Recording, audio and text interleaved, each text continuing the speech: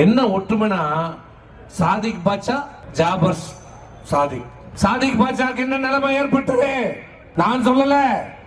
Sadiq பாட்சாவுடைய 2G அலைக்கட்டளை 1,75,000 கோடி ரூபாய் கொள்ளையடித்ததாக ஊழல் செய்ததாக கைது செய்யப்பட்டு திகார் சிறையில் அடைக்கப்பட்டார்கள்.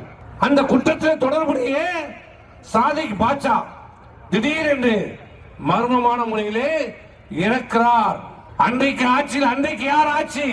திமுக ஆட்சி. யார் முதலமைச்சர்? கருணாநிதி.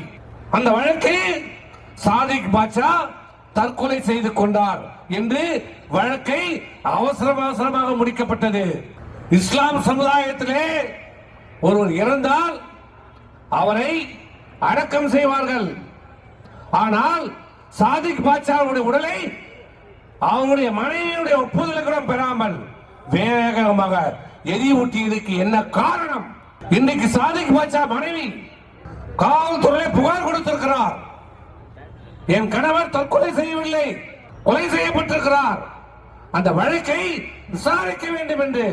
இப்ப நமக்கு எல்லாம் கவலை என்னன்னா ஜாபர் சாதிக் உயிரோடு கிடைக்கணும். உயிருக்கு ஆபத்து.